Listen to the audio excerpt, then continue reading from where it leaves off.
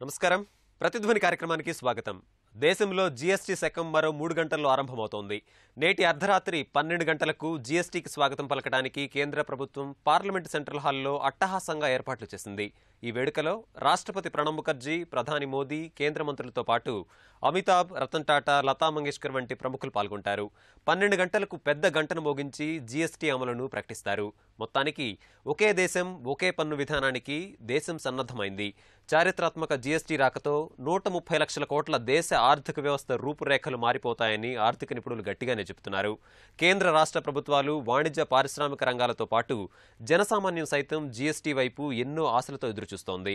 ఈ నేపథ్యంలో మరికొద్దిసేపట్లో అమల్లోకి రానున్న జీఎస్టీపై ప్రతిధ్వని చర్చను చేపట్టింది.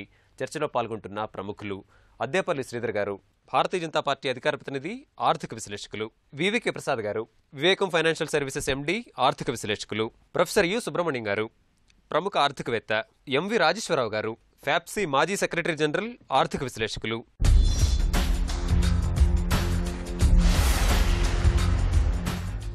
శ్రీధర్ గారు, జీఎస్టీకి సమయం ఆసనమైంది. మరో 3 గంటల్లో పార్లమెంట్ సెంట్రల్ హాల్లో గంట మోగించి జీఎస్టీని ప్రారంభించబోతున్నారు. మరి దేశ ఆర్థిక వ్యవస్థలోనే జీఎస్టీ ఒక సరికొత్త విప్లవంగా పేర్కొంటున్నారు. ఆర్థిక వ్యవస్థను జీఎస్టీ ఎట్లా మలుపు తిప్పబోతోంది? దీనిపై మీరేమంటారు? సెంట్రల్ హాల్లో అర్లియర్ మీటింగ్స్ ఎప్పుడెప్పుడు జరిగినాయి అంటే ఇండిపెండెన్స్ డే 1947లో ఎప్పుడైతే అర్ధరాత్రి అనౌన్స్మెంట్ అప్పుడు ఒకసారి జరిగింది, 25 years సెలబ్రేషన్ ఒకసారి జరిగింది, 50 years సెలబ్రేషన్ జరిగింది. ఎవరైతే వ్యతిరేకం ఉన్న వాళ్ళు ఏంటంటే ఇలాంటప్పుడు అంటే జీఎస్టీకి కూడా అంత ప్రాముఖ్యతమైన సెంట్రల్ హాల్లో ఇలా మీటింగ్ పెట్టచ్చా అని వ్యతిరేకులు అన్నారు. బట్ అందరూ బీజేపీతో సహా మోడీ గారు వీళ్ళందరూ కోరుకున్నదంటే సెంట్రల్ హాల్లో ఈరోజు ఎందుకు పెట్టవలసి వచ్చిందంటే జీఎస్టీ అన్నది ఏదైతే మనం తీసుకుని రాబోతున్నామో ఈరోజు అర్ధరాత్రి నుంచి రేపు పొద్దు నుంచి ఇంప్లిమెంట్ చేయబోతున్నాం, అది అంత పెద్ద విషయం అన్నమాట. భారతదేశం ఉన్న ఇంత పెద్ద దేశానికి జీఎస్టీ అనేది పెను మార్పు తీసుకుని రాబోతున్నది. ఏది నల్లధన వ్యవస్థ కానీ, అకౌంటబిలిటీ లేని క్యాష్ కానీ, బిజినెస్ కానీ, లేకపోతే కొన్ని అదర్ కారణాల వలన వేరియస్ యాక్టివిటీస్ చేసేవాళ్ళు, ఇవన్నీ కూడా ఒక వ్యవస్థీకరణ జరిగి ఒక జీఎస్టీ ఇంప్లిమెంటేషన్ వల్ల ఎక్కువ శాతం బిజినెస్లు కానీ, ఫైనాన్స్, ఎకనామిక్స్ ఇవంతా కూడా వైట్ ఎకానమీ వైపుకి నడుస్తుందని అందరూ కోరుకుంటున్నాం. కాబట్టి కొత్త దశ కాబట్టి సెంట్రల్ హాల్లో మీటింగ్ పెట్టడం జరిగింది. గట్టిగా నమ్మింది ఏంటంటే ఇతరులు కానీ, ప్రజా వ్యవస్థ కానీ, ఇతర అన్ని పొలిటికల్ పార్టీస్ కూడా జీఎస్టీ తీసుకుని రావడం వల్ల వీలైనంత వరకు మంచి జరుగుతుంది, 90% వరకు మంచి జరుగుతుంది అని కోరుకున్నారు. కాబట్టి ఈరోజు 30 సంవత్సరాల కిందట స్టార్ట్ అయింది జీఎస్టీ ఇంప్లిమెంటేషన్. అంటే జీఎస్టీ కింద స్టార్ట్ అవ్వలేదు. విపి సింగర్ 1986-87లో మాడ్ వ్యాట్ అని తీసుకురావడం మొదలుపెట్టారు. దెన్ నెక్స్ట్ స్టెప్ వ్యాట్ అని వచ్చింది. తర్వాత 1991 ఫైనాన్స్ మినిస్టర్ మన్మోహన్ సింగ్ గారు సర్వీస్ ట్యాక్స్ ఇంట్రడ్యూస్ చేశారు. తర్వాత అలా ప్రభుత్వాలన్నీ ప్రణబ్ ముఖర్జీ 2010లో డ్యూయల్ ఈ జీఎస్టీ మీద డిస్కషన్ స్టార్ట్ చేయడం మొదలుపెట్టారు. అంతకుముందర వాజ్పేయి గారు కూడా చేయడం మొదలుపెట్టారు. 2011లో మన్మోహన్ సింగ్ గారు బీజేపీ అడ్డు పెడుతుంది అన్నారు. 2011లో మన్మోహన్ సింగ్ గారు బీజేపీ అడ్డు పెడుతున్నది ఈ జీఎస్టీ ఇంప్లిమెంటేషన్కి. తర్వాత యూపీఏ ప్రభుత్వం వచ్చింది. జీఎస్టీ నెట్వర్క్ ఏదైతే 2012 and 2013 యూపీఏ ప్రభుత్వం ఉన్నప్పుడే స్టార్ట్ చేశారు. దాన్ని ఇంప్లిమెంట్ చేయడం మొదలుపెట్టారు. అరుణ్ జైట్లీ గారు 2014లో రివైజ్ కాన్స్టిట్యూషన్ అమెండ్మెంట్ బిల్ పెట్టారు, అంటే అందరినీ క్రోడీకరించి.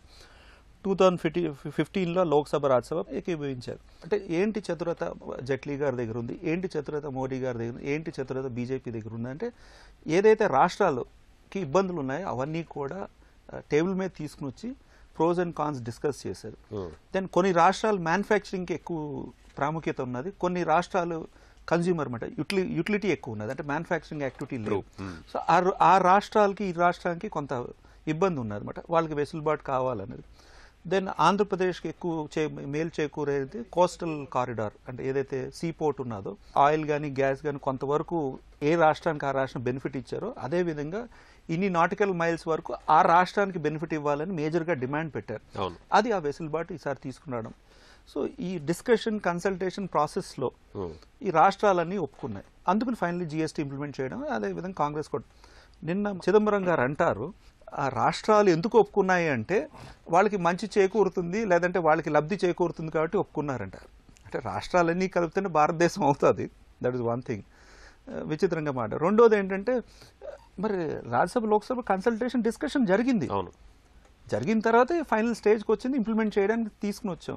ప్రసాద్ గారు, జీఎస్టీకి సంబంధించి సుదీర్ఘ కసరత్తు జరిగింది. సంప్రదింపులు జరిపిన అనంతరం రాష్ట్రాల అంగీకారంతో కేంద్రం అమల్లోకి తీసుకొస్తోందని చెప్తున్నారు.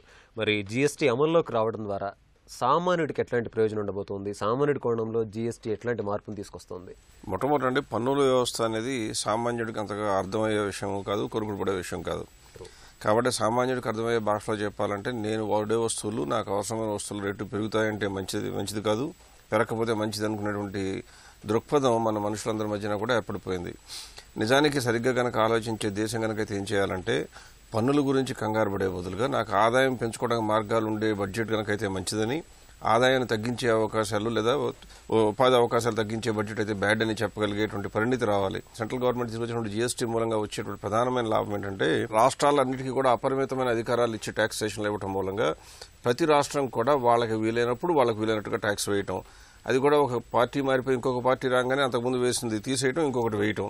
అంటే ఏ పన్నుల వ్యవస్థని కూడా ఒక 2-3 సంవత్సరాలు దాటి చూడగలిగేటువంటి కెపాసిటీ ఏ మనిషికి లేకుండా చేయటం జరిగింది.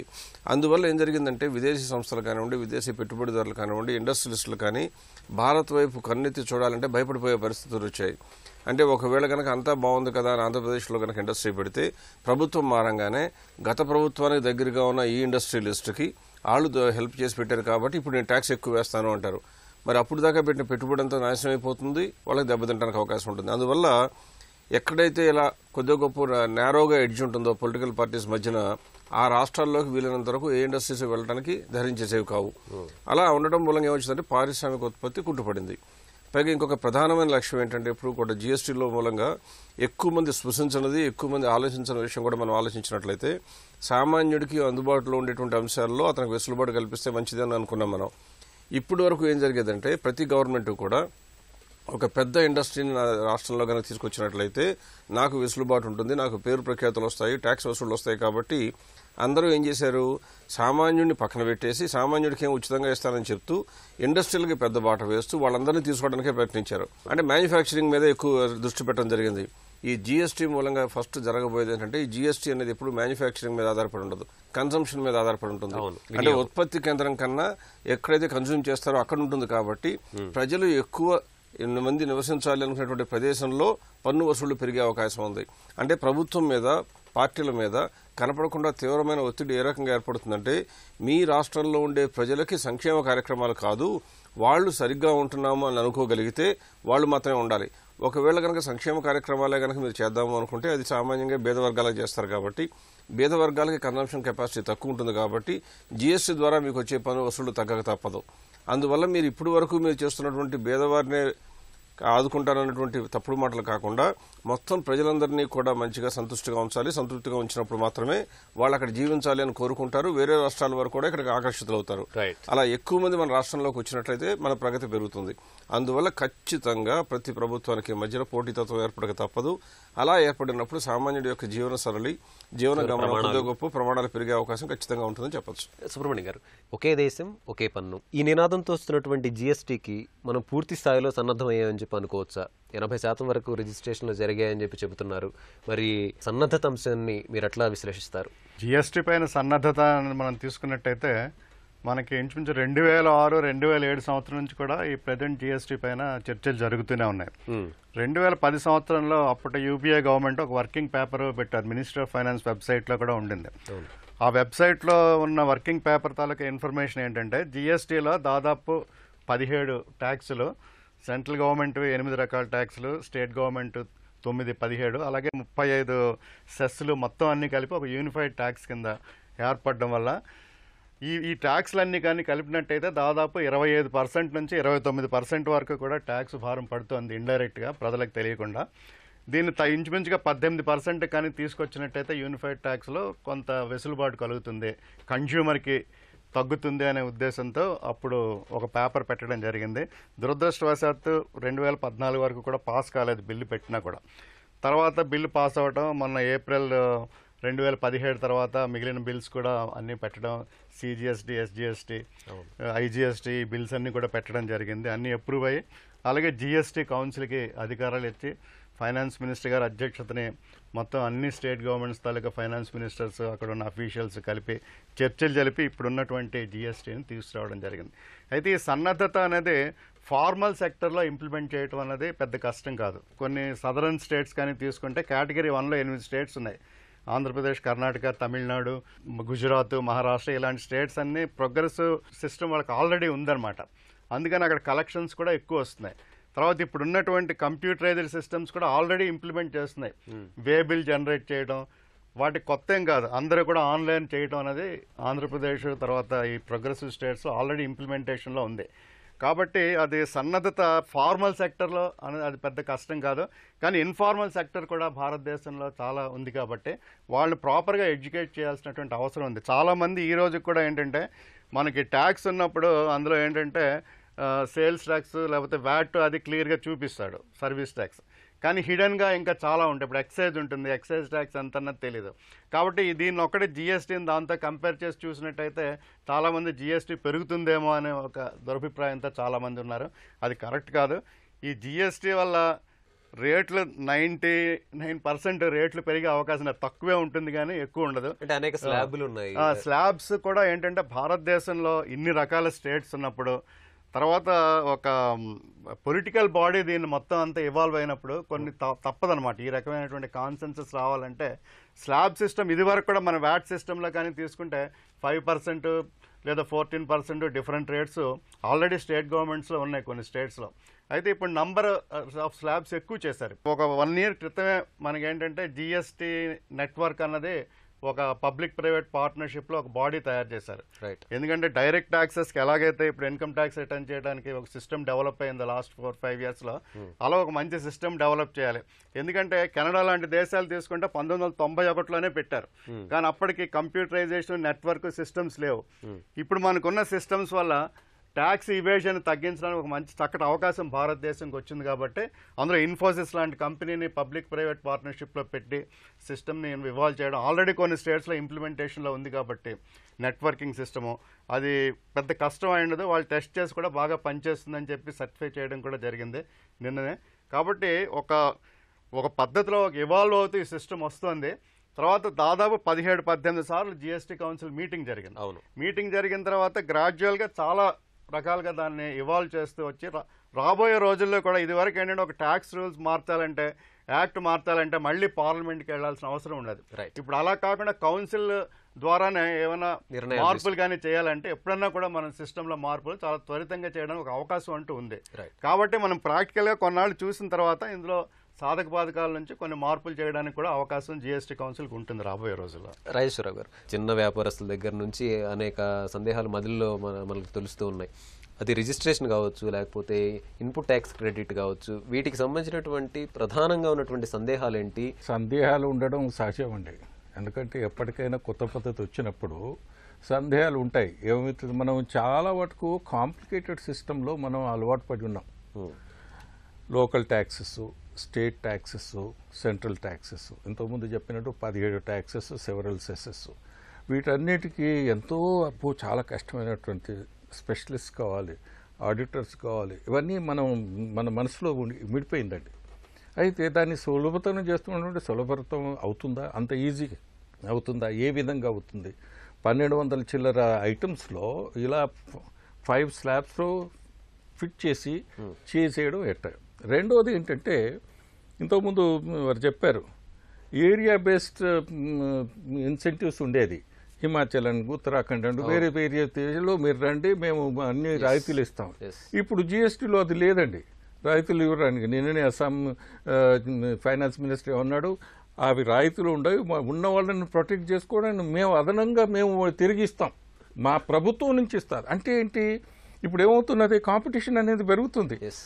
ఇప్పుడు కాంపిటీషన్ పెరిగినప్పుడు పరిణతి కూడా పెరుగుకుంటాడు. ప్రతి వ్యక్తి ఏ విధంగా కంపీట్ చేయాలి, వ్యక్తి ఫర్మ్ కావచ్చు, కంపెనీ కావచ్చు, రాష్ట్రం కావచ్చు, ఎవరైనా కానీ ముందు రాబోయే కాలంలో ఒక సరళీకరమైనటువంటిది చాలా సింపుల్ సిస్టమ్ అండి. కానీ దీన్ని అర్థం చేసుకొని ఇంప్లిమెంట్ చేయడానికి కొంత టైం పట్టవచ్చు. తర్వాత ఇంతకుముందు కొంతమంది ఇప్పుడు టెక్స్టైల్ వాళ్ళు ఇంతవరకు అది ట్యాక్స్ విధానం అక్కడ లేదు. రైట్. ఇప్పుడు కొత్తగా వచ్చినప్పుడు రిటర్న్స్ ఎలా వేయాలి, ఏం చేయాలి, ఇది ఒక అడిషనల్ బర్డన్ మాకు. ఈ బర్డన్ ఎట్లా తట్టుకోవాలి. అలాగే స్మాల్ స్కేల్ ఇండస్ట్రీ వాళ్ళకు కూడా ఒక విధమైన కొత్తదనం ఏర్పడుతుంది.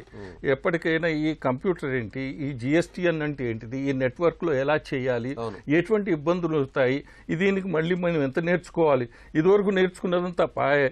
అతో ఉన్నటువంటి కన్సల్టెంట్స్ అనుకోండి, వేరే అనుకోండి, ఆఫీసర్ తోటి ఎట్లా మాట్లాడా నేను ఒక వ్యవస్థ ఉండేది. ఇప్పుడు ఆ వ్యవస్థ అక్కర్లేదు, కొత్త వ్యవస్థ రావాల్సి వస్తుంది. ఇటువంటి వాటికి న్యాచురల్లీ ఒక విధమైనటువంటి భయం, ఆందోళన అనుకోండి. But at the same time చాలా ఎక్సైట్మెంట్. చాలా దీనివల్ల ఇంతకుముందు చెప్పారు కదా, తగ్గిపోతాయి, ట్యాక్స్ అండ్ ట్యాక్స్ ఉండదు, ఇది ఉండదు, అది ఉండదు, ఇబ్బందికరమైన పరిస్థితి. అంటే ఇబ్బందికరమైన లేని పరిస్థితిని అంత సులభతరం ఎలా నమ్మడానికి కూడా కొంతమందికి కష్టం అవుతున్నది. కంప్యూటరైజేషన్ వచ్చినాక ఏ అంశాలు అవసరం అవి ఆల్మోస్ట్ చేసి ఉంటాయి. మీరు జిఎస్టీఎన్ నంబర్ ఇచ్చిన తర్వాత ఇది అమ్మాను అన్నాడు, కానీ ఎవరి దగ్గర నుంచి కొన్నదేంటి మ్యాచింగ్ కావాలి. అయితే మ్యాచింగ్ ఈజీగా అవుతుందని చెప్తున్నాం, కానీ మ్యాచింగ్ కావడానికి కొన్ని ఇబ్బందులు అవుతాయి. ఎవరైతే మనకు అమ్మాడో అతడి నుంచి మనం ట్యాక్స్ మళ్ళీ మనం అందులో ఎంటర్ చేసినప్పుడు అతడు పే చేసి ఫైల్ రిటర్న్ చేసినప్పుడే మ్యాచ్ అవుతుంది, అప్పుడే నాకు డబ్బు వస్తుంది. అంతవరకు దాకా రాదు. అంటే ఏం చేయాలి, నేను నా వ్యవస్థను నేను కంట్రోల్ చేసుకుంటూ నాకు అమ్మిన వాటి వ్యవస్థను కూడా ఏమైనా త్వరగా చేసావా లేదా, ఇది లేకపోతే నాకు రాదు అనేటువంటి వ్యవస్థ ఏర్పడుతుంది. కాబట్టి ఇటువంటి ఇబ్బందులు తప్పనిగా ఉంటాయి. తర్వాత ఎంత సులభతరమైనా కానీ మేము కొంత గ్రహించింది ఏంటంటే వర్కింగ్ క్యాపిటల్ పెరుగుతుందండి. ఏది ఆర్గనైజేషన్ ఏ ఫర్మ్కైనా వర్కింగ్ క్యాపిటల్ ఎందుకు పెరుగుతుందని అంటే ఈ రిటర్న్స్ మ్యాచింగ్ అవ్వడం లోపల డిలే అవ్వడం వల్ల అంతవరకు. ఎందుకంటే ఈ టైంలో ఇప్పుడు జిఎస్టీలో వెంటనే ట్యాక్స్ పే చేయాలి. పే చేసింది రిఫండ్ రావడానికి ఈ మ్యాచింగ్ డిలేసు, ఎదుటివాడు పక్కవాడు అందరూ సక్రమంగా వేయని పక్షంలో అదొకటి అవుతుంది. రెండోది ఏంటి, ఇప్పుడు ఇంతకుముందు మ్యానుఫ్యాక్చర్ చేసేవాళ్ళం, చేసిన తర్వాత వేర్ హౌస్కు షిఫ్ట్ చేసేవాళ్ళం. ట్యాక్స్ ఇప్పుడు షిఫ్ట్ చేసే ముందే ట్యాక్స్ పే చేయాలి, అక్కడ ఆలస్యంగా అమ్ముడుపోతుంది. ఆ మధ్యకాలంలో ఏదైతే ట్యాక్స్ ఉన్నదో దాని మీద ఇంట్రెస్ట్ అంతా మనం భరించాల్సి ఉంటుంది. అంటే నా వర్కింగ్ క్యాపిటల్ పెరుగుతుంది. అక్కడ అమ్మిన తర్వాత ఎప్పుడైతే మ్యాచింగ్ అవుతుందో అప్పుడే నాకు వస్తుంది. ఈ ఇబ్బందులు ఉంటాయి. ఈ ఇబ్బందులను ఎలా సులభతరం చేయగలుగుతారు, ఈ జిఎస్టీ నెట్వర్క్ ఈ విధంగా మార్పులు చేర్పులను ఏ విధంగా చేసి త్వరితగతిలో ఈ రిఫండ్స్ రావడం, త్వరితగతిలో లేకపోతే ట్యాక్స్ మ్యాచింగ్ అయ్యి క్రెడిట్ అంటున్నాం కదా, అది ఎలా అవుతుంది అనేటువంటిది ఇంపార్టెంట్ విషయం. అన్ని విధాలుగా ఆలోచిస్తే చాలా మంచిది. I don't have to go to the tax officer, ఆయనతోటి నేను లావాదేవీలు చేసుకోవాల్సిన అవసరం ఉన్నది. హ్యూమన్ టచ్ లేదు, ఫిజికల్ కాంటాక్ట్ లేదు. It's a game changer, it makes lot of difference, corruption free అని మనం చెప్తున్నాం. అవన్నీ చక్కటే, కానీ ఇది లోతుగా ఆలోచించినప్పుడు వచ్చేటువంటి ఇబ్బందులను కూడా మనం పరిశీలించాల్సి ఉంటుంది. ఇప్పుడు టెక్స్టైల్ ట్రేడర్ ఉన్నారు, రిటైలర్ ఉన్నాడు, మల్టిపుల్ ట్రాన్సాక్షన్స్ కు మల్టిపుల్ ఎంట్రీస్ చేయాలి. నంబర్ ఆఫ్ ఎంట్రీస్ పెరుగుతాయి.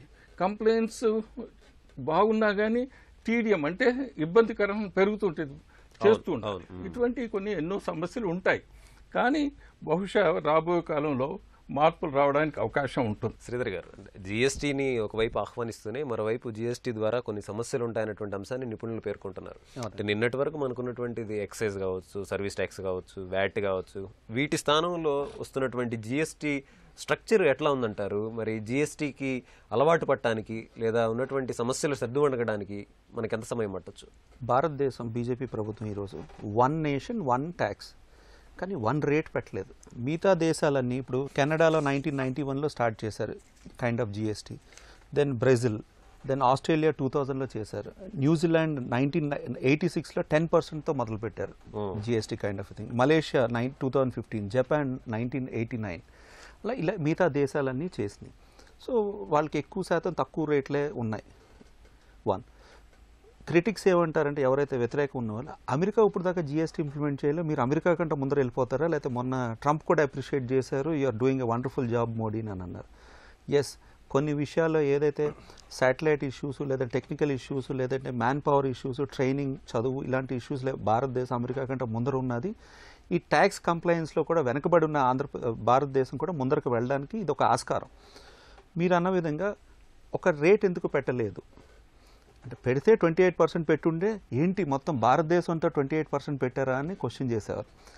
5% పెట్టుంటే అదేంటిది BMW పెద్ద కారు కొనుక్కున్నాడు కదా 5% ట్యాక్స్ పెట్టి ఉండే తప్పు కదా. మనం ఇప్పుడు ఏం చేస్తామంటే 90% ఎసెన్షియల్ కమాడిటీస్ ఎవరైతే మీడియం పూర్ వాళ్ళు యూటిలైజ్ చేసుకుని అన్ని ఐటమ్స్ ఆల్మోస్ట్ 90% వరకు 0 ట్యాక్స్లో పెట్టేశాం. మన డిస్కషన్స్ చేసినప్పుడు కూడా ఎర్లియర్ జిఎస్టీ ప్రపోజ్ చేసినప్పుడు నేను చిదంబరం గారు కమెంట్ చేస్తూ what GST we opine are we wanted ఆ జిఎస్టీగా లేదు అని అన్నారు. ఎస్, ఆ జిఎస్టీగా ఉండదు. ఎందుకంటే భారతదేశం పలు రాష్ట్రాల ఒపీనియన్స్ తీసుకుని పలు కల్చర్స్ పలు ట్రెడిషన్స్ ఉన్న వాళ్ళు కొన్ని చోట్ల కొబ్బరి నూనె వంటకు వాడతాం, తలకు రాసుకుంటాం, బాడీకి రాసుకుంటాం. సో ఎన్నో రీజన్స్ బట్టి యూజెస్ డిఫరెంట్ ఉంటాయి అన్నమాట. మేజర్గా ఎందుకు కోకోనట్ ఆయిల్ అన్నానంటే కోకోనట్ ఆయిల్ మీదే ఒక N number of sales tax cases ఉన్నాయి. ఇంటర్ప్రిటేషన్, కోకోనట్ ఆయిల్లో పెర్ఫ్యూమ్ యాడ్ చేస్తే దానికి వేరే ట్యాక్స్ వేయాలి, కోకోనట్ ఆయిల్ వర్జిన్ ఆయిల్ అంటే దానికి ఒక ట్యాక్స్ వేయాలి, coconut oil for consumption for eating are doing cooking అంటే దానికి ఒక రేట్ ఉన్నది. ఈ విధంగా ఉన్నాయన్నమాట. సో దాని మీద number of cases in Andhra Pradesh and combined Andhra Pradesh and Kerala and రాష్ట్రాలను ఇవన్నీ కూడా వెసులుబాటు క్లారిటీ వచ్చేసి హార్మనైజ్ కోడ్ ప్రకారంగా మొత్తం మన కమోడిటీస్ అంతా ఒక స్టేట్మెంట్ కింద ఒక క్లియర్ కట్గా ఆఫ్టర్ డిస్కషన్ పలు సుప్రీంకోర్టుల కేసు కానీ సేల్స్ ట్యాక్స్ కేసు కానీ ట్రైబ్యునల్ కేసెస్ అన్నీ కన్సిడర్ చేసి సీనియర్ ఆఫీషియల్స్ ఎవరైతే డిపార్ట్మెంట్లో వర్కింగ్ చేసిన వాళ్ళ ఫీల్డ్ ఎక్స్పీరియన్స్ కూడా తీసుకుని finally we are come at with 0 tax 5, 12 and 28. గోల్డ్కి 3 ఇచ్చారు, మళ్ళీ 28తో ఆప్ చేయకుండా 28 plus extra cess luxury goods కన్నది. సో ఆ విధంగా చూస్తే 6-7 కేటగిరీలు వచ్చేసినాయి. దెన్ నెగిటివ్గా ఇంకో క్వశ్చన్ అడిగేది ఏంటంటే ఆల్కహాల్ కానీ పెట్రోల్ కానీ డీజిల్ కానీ ఇలాంటివి ఏదైతే రెవెన్యూ జనరేటింగ్ మేజర్గా రెవెన్యూ జనరేట్ అవి ఎందుకు వదిలిపెట్టారు అన్నది. ఎస్, అది కూడా తీసుకుని వచ్చి గబుకుని రెవెన్యూస్ అన్ని అంటే దానికి మళ్ళీ 50%, 60% ట్యాక్స్ వేయలేం కదా. ఇప్పుడు అంత ట్యాక్స్ వేస్తున్నాం, అంత వేయలేం. వేస్తే హోల్ పర్పస్ ఇస్ గెట్. ప్రస్తుతానికి అది దూరం పెట్టాం. ఇవి అన్ని స్టెబిలైజ్ చేసుకుందా నెక్స్ట్ ఫేజ్ ఆఫ్ జిఎస్టీ ఇంప్లిమెంటేషన్లో మీరు అన్న విధంగా ఏవేవే ఐటమ్స్ మీరు చెప్పే ఐటమ్స్ ఆల్కహాల్ కానీ లిక్కర్ కానీ లేదా అదర్ పెట్రోలియం ప్రోడక్ట్స్ కానీ అవన్నీ కూడా తీసుకుని వస్తున్నాం.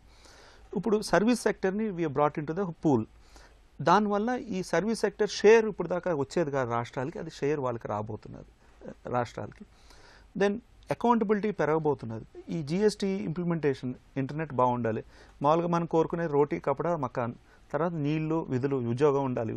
తర్వాత అందరూ కోరుకునేది ఇంటర్నెట్ పనిచేయాలి, ఫోన్ పనిచేయాలి, దేనంటే కరెంట్ ఉండాలి. అంటే ఈ బిజినెస్ రన్ అవ్వాలంటే జిఎస్టీ ఇంప్లిమెంట్ అవ్వాలంటే కరెంటు ఈ ఇంటర్నెట్ అన్నది మేజర్గా అవుతుంది. ప్రసాద్ గారు, జిఎస్టీ పన్నుల వ్యవస్థను సరళీకృతం చేస్తుందని, ఆర్థిక వ్యవస్థ అభివృద్ధికి దోహదపడుతుందని ఈ అంశాలు చెప్తున్నప్పటికీ కూడా అనేక రకాలైనటువంటి అభ్యంతరాలను కూడా చూస్తున్నాం. ముఖ్యంగా కొన్ని వస్తువుల్ని జిఎస్టీ పరిధిలోకి తీసుకురావద్దన్నటువంటి ఆందోళన వినిపిస్తూ ఉంటే స్లాబుల పరంగా వస్తువుల్ని చేర్చడాన్ని కూడా కొంతమంది అభ్యంతర పెడుతున్నారు.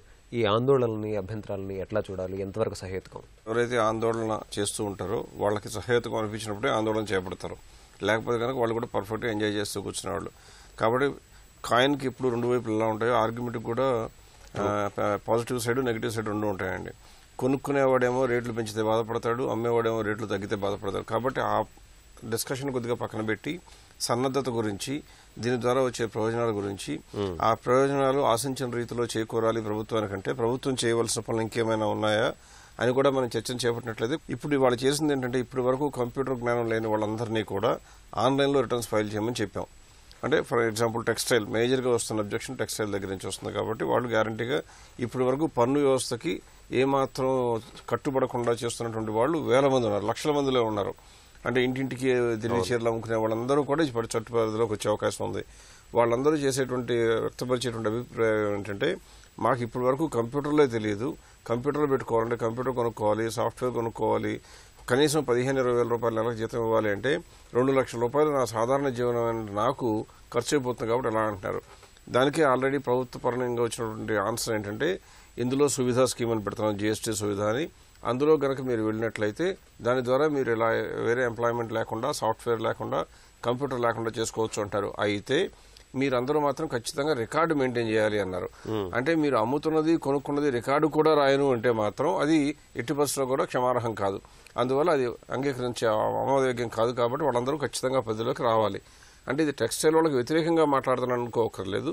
అంటే మనం చేసే వ్యాపారాన్ని ఖచ్చితంగా వ్యవస్థీకృతం చేసి దాన్ని పారదర్శకంగా నిర్వర్తించి ప్రభుత్వానికి మనం ఖచ్చితంగా జవాబుదారీగా ఉండాలనేది నా ఉద్దేశం. ఇక రెండవది, ప్రభుత్వం చేయగలిగినటువంటి చర్య ఏంటంటే ఈ రోజున ఎంత విప్లవాత్మకమైన చర్యని 29 రాష్ట్రాలని 8 యూనియన్ టెరిటరీస్ని ఒక ఘాటన పెట్టగలిగిన ప్రభుత్వం కనుక కొద్దిగా ఇన్సెంటివ్ ఇచ్చి అకౌంటింగ్ సిస్టంలో కనుక కొద్దిగా మార్పులు చేసినట్లయితే చాలా వెసులుబాటు వచ్చే అవకాశం ఉంటుంది. ఉదాహరణకి ఇప్పుడు ఎవరైనా సరే బిజినెస్ కండక్ట్ చేస్తుంటే రిటర్న్స్ ఫైల్ చేయాల్సిన బాధ్యత ఆ బిజినెస్ ఓనర్ మీద ఉంటుంది. ఆ బిజినెస్ ఓనర్ ఏం చేస్తాడు, తన పుస్తకాల్లో తను పొందుపరిచిన లెక్కల ప్రకారమే రిటర్న్స్ ఫైల్ చేస్తాడు. ఆ రిటర్న్స్ ఫైల్ చేసిన తర్వాత అతని దగ్గర నుంచి కొనుగోలు చేసిన వ్యక్తి కానీ అతనికి అమ్మిన వ్యక్తి కానీ అతనితో టాలీ అయినప్పుడు మాత్రమే ఇతనికి రీఫండ్ వస్తుంది అంటున్నారు. అంటే ఇందులో ఇతను చేసిన తప్పు ఏమీ లేకపోయినా కూడా ఇతని మీద పనిష్మెంట్ పడటానికి మన వ్యవస్థ ఒక అవకాశం కల్పించబడింది. అది లేకుండా ఉండాలి అంటే ఏం చేయాలంటే ప్రస్తుతం చాలా వేగంగా పరిణతి చెందినటువంటి బ్లాక్ చైన్ టెక్నాలజీ అనేది వచ్చింది.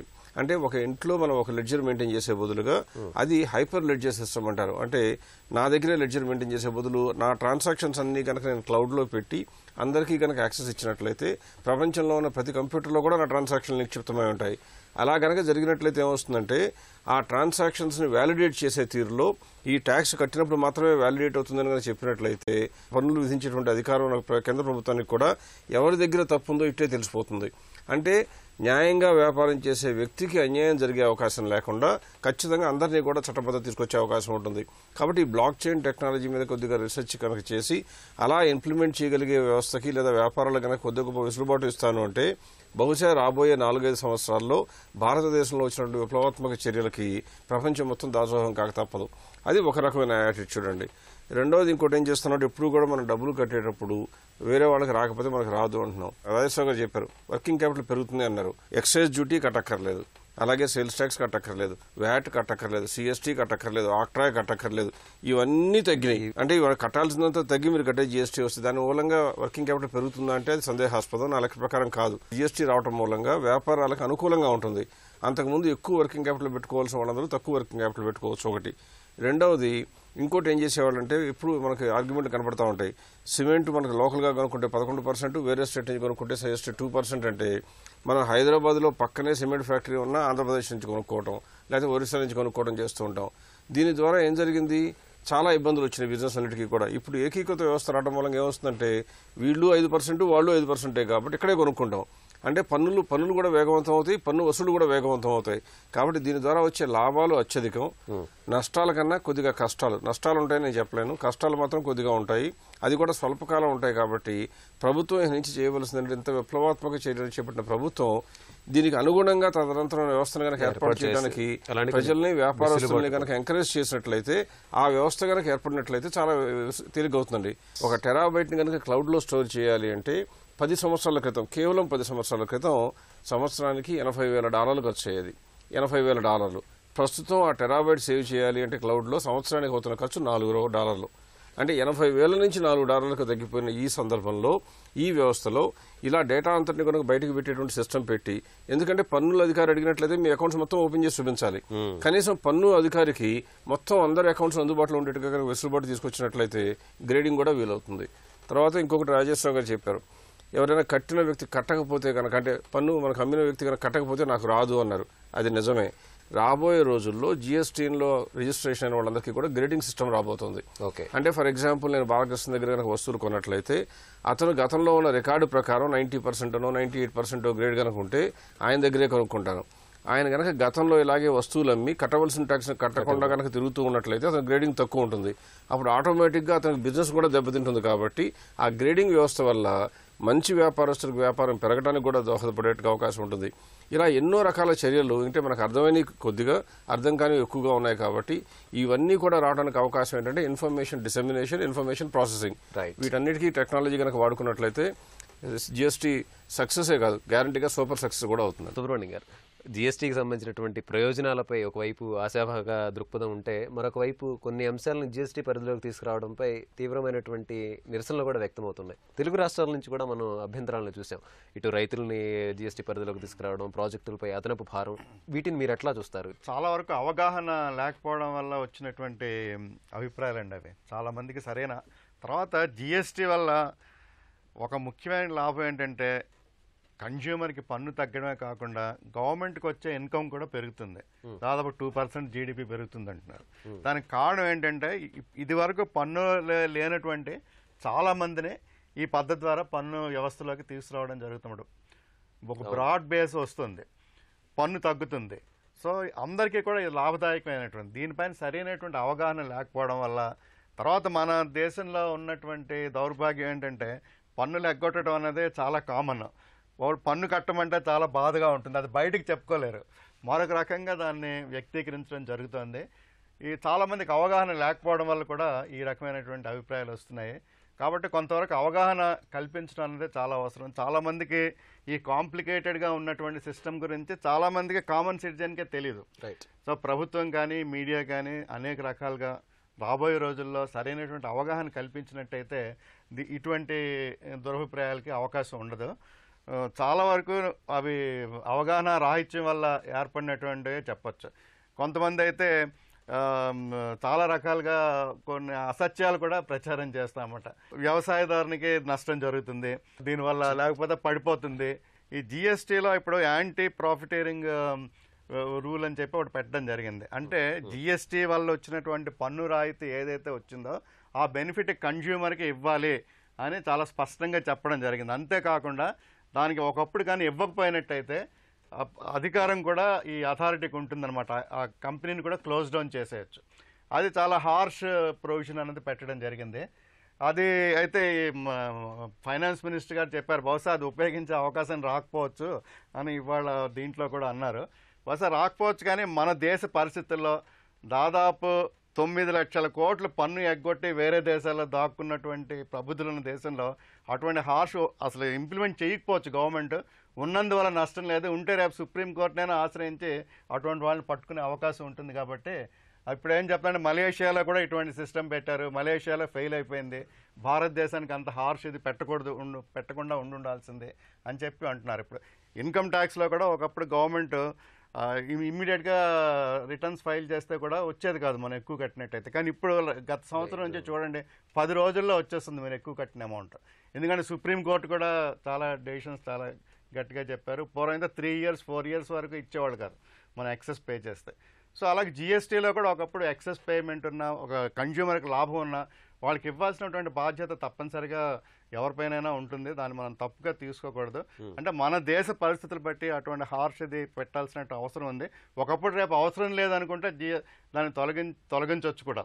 ఒకప్పుడు అందరూ కానీ చాలా పర్ఫెక్ట్గా కానీ పన్నులు పే చేసే సిస్టమ్ కానీ వచ్చినట్టయితే ఇటువంటి హార్ష్ రూల్స్ అక్కర్లేదు. అప్పుడు తొలగించిన కూడా తప్పేమీ లేదు. రాజేశ్వర గారు, ఇటు పారిశ్రామిక వర్గాలతో పాటు జిఎస్టీ అమల్లో ఎదుర్కొంటున్నటువంటి ఇబ్బందుల్ని నివారించడానికి కేంద్ర ప్రభుత్వం అనేక వ్యవస్థలను ఏర్పాటు చేస్తుంది. ఆర్థిక శాఖ ఆ నేతృత్వంలో ఏర్పాటు చేయబోతున్నటువంటి వార్ రూమ్ గురించి పేర్కొంటున్నారు. మరి ఇలాంటి వార్ రూమ్ లాంటి వ్యవస్థలు సమస్యలని ఏ మేరకు తగ్గించగలమంటారు? ముఖ్యంగా పారిశ్రామిక కోణంలో చూసినప్పుడు జిఎస్టీ అమల్లో ఉన్నటువంటి ఇబ్బందుల్ని మనం ఏ మేరకు అధిగమించగలం? వార్ రూమ్ అనగానే చెప్పేది ఏంటంటే చాలా ఇన్స్టెంట్ యాక్షన్ తీసుకోవాలి. ఆలస్యం చేసినట్లయితే మనకు ద్రోహి మన మీద పడతాడు అనేటువంటిది అదే దట్ ఈస్ వార్ రూమ్. అంటే వార్ రూమ్ అని అనుకుంటూ చెప్పడం అంటే ప్రభుత్వం ఏం ఆలోచిస్తున్నది, ఎన్నో లక్షల మందికి ఇబ్బందులు వస్తాయి. ఏది ఫార్మ్స్ వాళ్ళు రిటర్న్స్ ఫైల్ చేస్తారు. జిఎస్టీను 3 billion transactions in a month చేయగలుగుతుంది. ఆ సిస్టమ్ని అలా చేస్తున్నారు, 3 billion transactions in a month. మరి అటువంటి సిస్టంలో ఏమి పొరపాట్లున్నా కానీ వెంటనే చేయాలి కదా, దాన్ని అధిగమించాలి, దానికి వెంటనే మెయింటెనెన్స్ సక్రమంగా చేయాలి. తర్వాత ఏ విషయం ఇప్పుడు మనం ఇప్పుడే చెప్తున్నాం, నేనేమన్నాను నాకు వర్కింగ్ క్యాపిటల్ పెరుగుతుంది అది మ్యాచింగ్ కాదన్నారు. వారు ఏమన్నారు మ్యాచింగ్ కాదు కదా, అయితే వీడికి ఏం చేయాలి, నాకు ఒక 1 నెల రోజులు 2 నెలలు 4 నెలలు కష్టపడ్డాక 6 నెలల తర్వాత గ్రేడింగ్ వస్తుంది వ్యవస్థ. అంటే ఏంటి, ప్రతిదీ కూడా ఆలోచన విధానంతో వస్తుంది.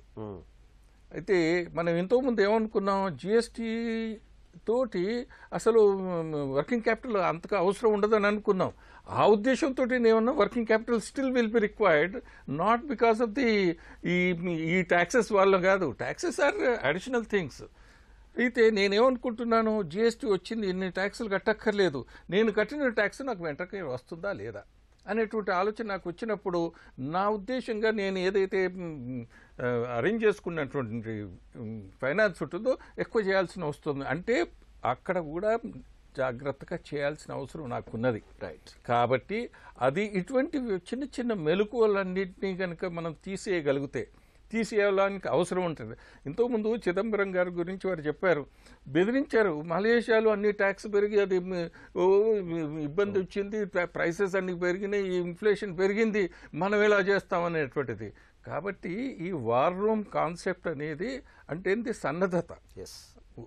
మనం సరిగ్గా పనిచేస్తున్నామా లేదా, ఒకటి చేసే విధానాన్ని సక్రమంగా మున్ముందు తీసుకుపోవాల్సిన అవసరం ఒకటి. కాబట్టి ఆ కాన్సెప్ట్ ఈజ్ వెరీ గుడ్, అవసరం, అది చేయాల్సిన పని. శ్రీధర్ గారు, ఇటు దేశ ఆర్థిక వ్యవస్థను మలుపు తిప్పేటటువంటి కీలకమైన అంశంగా పేర్కొంటున్న జిఎస్టీకి సంబంధించి గతంలో ఉన్నటువంటి సమస్యలను ఎలా అధిగమించి ఎలాంటి కొత్త మార్పుని, కొత్త ప్రయోజనాలు మనం చూడబోతూనే ఉంటారు. ఇప్పుడు ఏదైతే మలేషియా రిఫర్ చేశారో, జిఎస్టీ 2015లో ఇంప్లిమెంట్ చేశారు. ఒక సంవత్సరం వరకు అక్కడ ఎన్జిఓస్ కానీ కొంతమంది ప్రొటెస్ట్ చేయడం అంతా జరిగింది. లాస్ట్ 1 year, లాస్ట్ 12 monthsలో 70% ఆఫ్ ద రెస్పాండెంట్స్, అంటే ఎవరైతే వ్యక్తులు ఈ ఏజెన్సీ అడిగిందో 70% they felt happy, 70% said their business has increased more than the usual business. అది మలేషియా ఫీడ్బ్యాక్, లేటెస్ట్ ఫీడ్బ్యాక్. మీరు అన్న విధంగా ఏంటంటే ఏదైతే కొన్ని ఇబ్బందులు ఫేస్ చేయబోతున్నారో, మనకి యూజువల్లీ భారతదేశంలో, అంటే చైనాతో కంపేర్ చేయలేం కానీ భారతదేశంలో యూజువల్గా ఆంధ్రప్రదేశ్, తెలంగాణలో AP industrial infrastructure corporation, APIIC, అలాగే Telangana state infrastructure industrial corporation, వాళ్ళందరికీ ఇండస్ట్రియల్ పార్క్స్ ఉంటాయన్నమాట. సో ప్రతి పార్క్లో కూడా ఒక సువిధా సెంటర్ అనేది ఈ రాష్ట్ర ప్రభుత్వాలు ఇనిషియేటివ్ తీసుకోవాలి.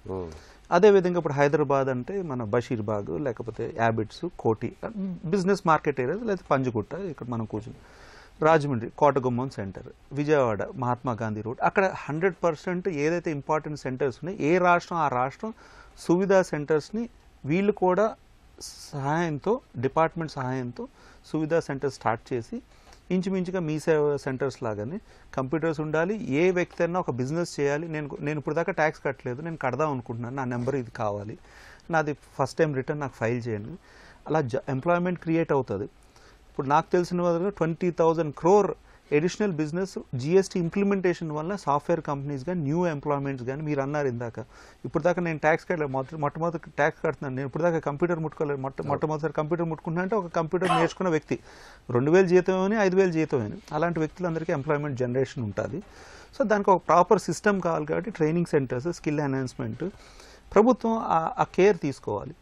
ఇప్పుడు చేనేత ఇప్పుడు దాకా అసలు ట్యాక్స్ దాంట్లోనే లేదు.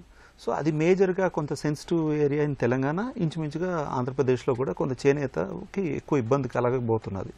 వాళ్ళు నిన్న మొన్న కూడా అన్ని షాప్స్ బంద్ చేయడం ఇవంతా ప్రొటెస్ట్ చేస్తున్నారు. ఇంకా హోప్ ఉందన్నమాట వాళ్ళకి ఇంకేదైనా రావచ్చని. ఆ సెక్టర్ అన్నిటికీ సపోర్ట్గా సిరిసిల్ల, కరీంనగర్, సిద్దిపేట, ఎక్కడెక్కడ మేజర్ సెంటర్స్ ఉంటాయో అక్కడ ఇమ్మీడియట్గా ప్రభుత్వం, తెలంగాణ రాష్ట్రం కానీ, గుంటూరు, ఆంధ్రప్రదేశ్ గుంటూరు బెల్ట్లో పోచంపల్లి, అలా ఎక్కడెక్కడ సబ్ సెంటర్స్ అక్కడ ఇమ్మీడియట్గా స్టార్ట్ చేయాలి. స్మాల్ అండ్ మీడియం ఎంఎస్ఎంఈ అనేది సెంట్రల్ గవర్నమెంట్ అండర్టేకింగ్ ఆర్గనైజేషన్ ఉంది. అలాగే డిస్ట్రిక్ట్ ఇండస్ట్రీస్ సెంటర్స్ అని ఇండస్ట్రీస్ డిపార్ట్మెంట్కి ప్రతి డిస్ట్రిక్ట్కి ఒక డిస్ట్రిక్ట్ ఇండస్ట్రీస్ సెంటర్, అక్కడ ట్రైనింగ్స్ అంటే ఓరియంటేషన్ ఇచ్చారు తప్ప ప్రభుత్వ పరంగా ఇటు ప్రజలకు అవగాహన కలిగించే ఇవన్నీ అంటే ఇమీడియట్, ఎందుకంటే వ్యతిరేకత వచ్చేస్తుంది లేకపోతే అంటే ఎందుకంటే మనం కొత్త సిస్టమ్ ఇంప్లిమెంట్ చేస్తుందంటే ఇమీడియట్ వ్యతిరేక రావడానికి ఎంతో టైం పట్టదు, వైల్డ్ ఫైర్ లాగా వచ్చేస్తుంది ఇమీడియట్గా. బట్ ఎప్పుడైతే ఫెసిలిటీస్ కానీ ఓరియంటేషన్స్ జరుగుతున్నాయి, ఇప్పుడు ఏమన్నారంటే పొలిటీషియన్స్ డిస్కస్ చేసి జిఎస్టీ ఇంప్లిమెంట్ చేస్తున్నారు, లేదంటే అషోము లేకపోతే ఫ్యాప్సీ ఛాంబర్ ఆఫ్ కామర్స్తో డిస్కస్ చేసి ఇంప్లిమెంట్ చేస్తున్నారు. ఎస్, ఫ్యాప్సీ ఛాంబర్ ఆఫ్ కామర్స్లో అందరూ పెద్దవాళ్లే ఉన్నారు కాబట్టి వాళ్ళకి కంప్యూటర్లు ఉన్నాయి, స్టాఫ్ ఉన్నారు, ఆడిటింగ్ స్టాఫ్ ఉన్నారు, ఇబ్బంది లేదు. పొలిటీషియన్స్ వాళ్ళందరికీ పెద్ద ప్రజల దగ్గరికి వ్యవస్థ కనుక వెళ్ళినట్లయితే ఇప్పుడు ఏమైపోయింది, ఇంప్లిమెంట్ చేసేస్తున్నాం కంటే ప్రజల దగ్గరికి వెళ్ళాలి అంటే ఏదైతే hall of public affairs and జార్జియాలో పెట్టిన విధంగా మేజర్గా నెక్స్ట్ 3 months అన్ని రాష్ట్రాలు ప్రభుత్వం కూడా, భారతదేశ ప్రభుత్వం కూడా ఆ ఫోకస్ ఉండాలి. ప్రజలకి ఏంటంటే 90% ఎసెన్షియల్ కమోడిటీస్, 0% ఇబ్బంది ఉండదు. బట్ స్మాల్ అండ్ మీడియం సెక్టర్కి కొత్తగా ఉంటుంది కాబట్టి మరి ఏదైనా కొత్త ధనం తీసుకుని వచ్చామో కొంత ఇబ్బంది ఉంటుంది. నేను నిన్న మొన్న జీడిమెట్ల ఇండస్ట్రీస్ అని తిరగడం జరిగింది. అందరినీ అడిగాను నేను, అంటే విజిట్కి వెళ్ళినప్పుడు అందరూ కూడా ఏంటంటే మేము కొత్తగా రా మెటీరియల్ తీసుకోవట్లేదు, వాళ్ళు చెప్పిన ఫీడ్బ్యాక్ మ్యానుఫ్యాక్చరింగ్ ఆప్ చేయట్లేదు, డిస్పాచెస్ ఆప్ చేసాం. First, second, third, right. Fourth నుంచి డిస్పాచెస్కి కమిట్ అయ్యాం. ఎందుకంటే ఈ 3 రోజులు ఏంటి ఎలా ఉన్నదని మేము వేచి చూస్తున్నాం అని చెప్పి అక్కడ జీడిమెట్లో ఉన్న ఇండస్ట్రీస్ ఫీడ్బ్యాక్ మాట. సో అందరూ వేచి చూస్తున్నారు మాట. ఫైనాన్స్ మినిస్టర్ అక్కడ మాట్లాడి వచ్చి ప్రిన్సిపల్ సెక్రటరీతో చెప్పడం కాకుండా ఇద్దరు సీఎంలు ఇద్దరు కూడా ఇనిషియేటివ్ తీసుకుని ఇమీడియట్ గా గ్రౌండ్ ఫెసిలిటీస్ అన్నది క్రియేట్ చేయాలి. ప్రసాద్ గారు, జిఎస్టీ ద్వారా వస్తున్నటువంటి ప్రయోజనాలని సామాన్యుడికి అందించేటువంటి విషయంలో ప్రభుత్వం నుంచి ఎట్లాంటి చర్యలు ఉండాలి? అంటే సామాన్యుడికి ఇంతకుముందు అనుకున్నట్లుగానే ఇప్పుడు కూడా మొత్తం మీద అతని జీవన సరళిలో వ్యయం తగ్గాలి, అప్పుడు అతను ఖచ్చితంగా మెచ్చుకుంటాడు. అది జరగడానికి ఏమవుతుందంటే మొట్టమొదట మన దేశంలో ఉన్నటువంటి ఆర్థిక పరిస్థితులు ఎలా మనకు అర్థమైపోయిందంటే బడ్జెట్ వస్తుంటే భయమే తప్పితే ఎదురు చూడటం అనేది మానేశారు ప్రజలు. అంటే బడ్జెట్లో ఏది పెరుగుద్దో అని చూడటమే తప్పితే ఇది తగ్గుతుందనే ఆశ దాదాపుగా అందరిలోనూ చచ్చిపోయింది. ఎందుకంటే ప్రభుత్వం తర్వాత ప్రభుత్వం పన్నులు వడ్డించుకుంటూ వెళ్ళిపోయింది. కాబట్టి జీఎస్టీ ద్వారా ఎంతో మంది ఇప్పటి వరకు పన్ను చట్టంలోకి రాని వాళ్ళందరూ కూడా పన్ను చట్టంలోకి రాబోతున్నారు. అంటే పన్ను వసూళ్లు 100% ఖచ్చితంగా పెరిగి తీరుతాయి. అది ఎంత పెరుగుతాయి, సంవత్సరం మొత్తం మీద 2% ఆఫ్ జీడీపీ పెరుగుతుందా, ఎంత పెరుగుతుందో మనం కరెక్ట్గా యథార్థంగా చెప్పలేకపోయినా పెరగటం అయితే ఖాయం. అలా పెరుగుతున్నప్పుడు ఏం చెప్పారు, మొట్టమొదటి స్టేటెడ్ ఫిలాసఫీ కానీ పాలసీ ఏం చెప్పిందంటే గవర్నమెంట్ రెవెన్యూ న్యూట్రల్ రేట్ తీసుకురావడానికి ప్రయత్నిస్తాము అని చెప్పారు. కాబట్టి వాళ్ళ రోజున పెట్టినవన్నీ కూడా పర్మనెంట్గా ఫిక్స్డ్ ఫ్రోజన్ అంటే కాదు. ఇవాళ వచ్చిన రేట్లన్నీ దాదాపుగా టెంపరీగా ఉన్నటువంటి గైడ్ పోస్టులు, ఇవి వాడుతూ ముందులోకి మనకు అడుగు వేస్తున్నాం. కొన్ని రోజులు అయిపోయిన తర్వాత మనం అనుకున్నట్టుగా కనుక ఆర్థిక అనుకున్న లక్ష్యాలను కనుక చేరుకోగలిగినట్లయితే, పన్ను వసూళ్లు పెరిగినట్లయితే ఆ పన్ను వసూళ్లు 2 రకాలుగా ట్రీట్ చేయొచ్చు. ఒకటి, పన్ను వసూళ్లు పెరిగాయి కాబట్టి పన్ను రేట్లో వెసులుబాటు ఇచ్చి ప్రజలకు మేలు చేయొచ్చు. లేనట్లయితే పన్ను వసూళ్ల మూలంగా గవర్నమెంట్కి అధికంగా ఆదాయం వచ్చింది కాబట్టి సంక్షేమ కార్యక్రమాలకు ఎక్కువగా ఖర్చు పెట్టచ్చు, లేదా ఉద్యోగ కల్పనకు ఖర్చు పెట్టచ్చు, లేదా ఆస్తులను క్రియేట్ చేయడానికి ఖర్చు పెట్టచ్చు. ఇలా ఏది చేసినా కూడా అల్టిమేట్ బెనిఫిషరీస్ ఎవరు అంటే దాదాపుగా ప్రజలే. అందువల్ల బెనిఫిట్ జరగడం అనేది ఖాయంగా కనపడుతోంది. అయితే ఇక్కడ మనం గమనించాల్సింది ఏంటంటే కొన్ని ప్రతిబంధకాలు కూడా కనపడుతున్నాయండి. ఉదాహరణకు ఏం చెప్పారంటే 20 లక్షల కన్నా తక్కువ ఉన్నట్లయితే మీరు జీఎస్టీలో కట్టక్కర్లేదు అన్నారు. కొంతమంది ఏం చేస్తారంటే 20 లక్షల కన్నా తక్కువ ఉంటే జీఎస్టీ కట్టక్కర్లేదు అనగానే 1% కడితే చాలు సరిపోతుంది వాళ్ళకి. వాళ్ళు వెంటనే 12 కంపెనీలు పెట్టి జనవరిలో ఒక కంపెనీ, ఫిబ్రవరిలో ఒక కంపెనీ, 12 నెలలు అయిపోయినాక మళ్ళీ జనవరికి మళ్ళీ మొదటి కంపెనీ వచ్చేట్టుగా చేయొచ్చు. ఇటువంటి వాటిని కూడా అరికట్టడానికి కూడా మార్గాలు ఎత్తుకోవాల్సిన పరిస్థితి ఉంటుంది. అంటే ఎక్కడైనా సరే కొత్తగా పుట్టగొడుగులాగా కంపెనీలు వచ్చినా ఒకే వ్యవస్థ. అంటే ఫర్ ఎగ్జాంపుల్ నేను కనుక ఏదైనా ఒక వస్తువు కొంటున్నాను అనుకోండి, నాకు 1 నెలలో ఒకటి దగ్గర నుంచి, 2వ నెలలో 2వ దగ్గర నుంచి, 3వ నెలలో 3వ దగ్గర నుంచి కొనటం చూస్తుంటే అవన్నీ కూడా ట్రాన్స్పరెన్సీలో ఏమొస్తుందంటే కొద్దిగా పరిశీలన శక్తి ఉంటే తెలిసిపోతుంది. ఒక ముఖ్య పన్నుల అధికారి చెప్పిన విషయం ఏంటంటే, ఇవాళ రోజు వరకు మాకు చేతి నిండా పని, నిజంగా తల నిండా పని ఉంది, రేపటి నుంచి మాకు పని అంతా తగ్గుతుంది. కాబట్టి మాకు చేయబోయేది ఏంటి, మా యొక్క ఉన్నటువంటి శక్తిని ఉపయోగించుకుని ఖచ్చితంగా రీసెర్చ్ అండ్ అనాలిసిస్ చేయబోతున్నాం. అంటే ఎక్కడైతే ఎలాంటి అవకతవకలు జరుగుతుంటాయో వారి పైన దృష్టి పెట్టడానికి మాకు తేలిగ్గా అవకాశం వస్తుంది. ఒకటి. రెండవది, ఒకవేళ కనుక మీ కాంపిటీషన్లో ఉండే వ్యక్తి కనుక ఇలాంటి పని చేస్తుంటే 1 నెల 2 నెలలు మీరు ఊరుకున్నా 3వ నెల కనీసం ఎవరో ఒకటి పేరు అనానిమస్ గానే సరే ఖచ్చితంగా ఏం రాస్తారు, మీరు కంప్లైంట్ రాస్తారు, అప్పుడైనా మా దృష్టికి వచ్చే అవకాశం ఉంటుంది. కాబట్టి ఎక్కువ కాలం తప్పించుకు తిరిగే అవకాశం ఇటువంటి పన్ను ఎగవేతదారులకు ఉండదు. ఎట్టి పరిస్థితుల్లోనూ మీరు గమనించాల్సింది ఏంటంటే పన్ను వసూళ్లు పెరగటం ఖాయం, పన్ను వసూళ్ల ద్వారా వెసులుబాటు ప్రజలకు జరగడం ఖాయం. కాబట్టి దయచేసి ఆహ్వానించడని చెప్పారు. ఆయన చెప్పిన మాటలు ఎవరు చెప్పినా చాలా స్పష్టంగా క్లియర్గా కనపడుతుంది. కాబట్టి ఆహ్వానించక తప్పని పరిస్థితి మనకుంది. సుబ్రహ్మణ్యం గారు, ఇటు ఈజ్ ఆఫ్ డూయింగ్ బిజినెస్ లో భాగంగా జీఎస్టీ తీసుకొస్తున్నట్టుగా ప్రభుత్వం చెబుతోంది. దీని ద్వారా ఇటు పెట్టుబడులు పెరుగుతుండటంతో పాటు దేశ ఆర్థిక వృద్ధి కూడా జరుగుతుందని చెప్పి అంటున్నారు. మొత్తం మీద ఇటు అంతర్జాతీయ కోణంలో భారతదేశం యొక్క స్థాయి జీఎస్టీ ద్వారా పెరుగుతుందని చెప్పి మనం అనుకోవచ్చండి. ఇప్పుడు మనం ట్యాక్స్ జీడిపి రేషియో కానీ తీసుకుంటే మనది 17.7% ఉంది భారతదేశం. అదే బంగ్లాదేశ్లో 8.8, ఆఫ్ఘనిస్తాన్లో 6% అలా ఉన్నాయి. చైనాలో 21% ఉంది, అమెరికాలో 34% ఉంది, డెన్మార్క్, స్వీడన్ వాటిలో 50% అబవ్ ఉంది. సో మనం ఒక 6 సంవత్సరాల క్రితం కానీ తీసుకుంటే మనది కూడా 9% ఉండేది. గత 6-7 సంవత్సరాలుగా బాగా పెరిగింది. కానీ మనం అట్లీస్ట్ కంపీట్ చేయాలంటే చైనా స్థాయికైనా వెళ్ళాలి కదా. మనం వెనక్కి వెళ్ళి బంగ్లాదేశ్ స్థాయికి, ఆఫ్ఘనిస్తాన్కి వెళ్ళాం కదా ట్యాక్స్ తగ్గించి. కాబట్టి ఈ సిస్టమ్ డెఫినెట్గా ట్యాక్స్ జీడిపి రేషియోని పెంచుతుంది, ప్రభుత్వాలకు ఎక్కువ ఆదాయం ఇస్తుంది, దానివల్ల చాలా కార్యక్రమాలు చేయగలుగుతాయి. ఇప్పుడు ఇన్ఫ్రాస్ట్రక్చర్ మనకి మేజర్ స్టంబ్లింగ్ బ్లాక్ భారతదేశం అభివృద్ధికి. మనకి ఇన్వెస్ట్మెంట్స్ బాగా వస్తుంది, అందులో అనుమానం ఏమీ లేదు. ఇప్పుడు నంబర్ 1 ఎఫ్డిఐస్లో ఇదివరకు చైనా నంబర్ 1 ఉండేది, ఇప్పుడు 2016-17లో ఇండియా నంబర్ 1 ఉంది.